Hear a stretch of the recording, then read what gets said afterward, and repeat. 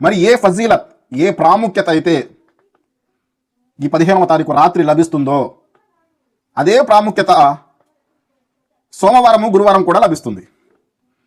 ఆశ్చర్యంగా ఉండొచ్చు. రండి దైవభక్త ముహమ్మద్ సల్లల్లాహు అలైహి వసల్లం గారి యొక్క హదీసును వివరిస్తాను. ప్రతి సోమవారము మరియు గురువారము మానవుని యొక్క కర్మలు అల్లాహ్ సుబ్హానహు వ తఆలా వద్దకు ప్రవేశపెట్టబడటం జరుగుతుంది.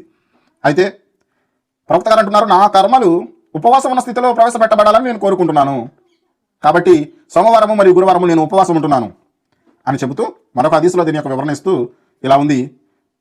సోమవారము మరియు గురువారము ఇద్దరు వ్యక్తులు, అసూయాపరుడు మరియు షిర్కు చేసేవారు, వీళ్ళిద్దరిని తప్ప మిగతా వాళ్ళందరినీ అల్లాహ్ సుబ్హానహు వ తఆలా క్షమిస్తాడు అని చెప్పి కూడా తెలియజేయడం జరిగింది. ఏ ప్రాముఖ్యత 15వ తారీఖు షాబాన్ రోజుకుందో అదే ప్రాముఖ్యత సోమవారం మరియు గురువారం ఉంది.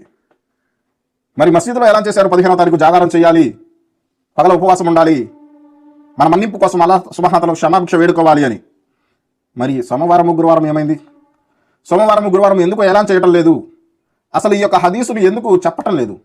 ముస్లిం సమాజానికి అసలు తెలియదు సోమవారం గురువారం ఉపవాసం ఉండాలి అని చెప్పి కూడా.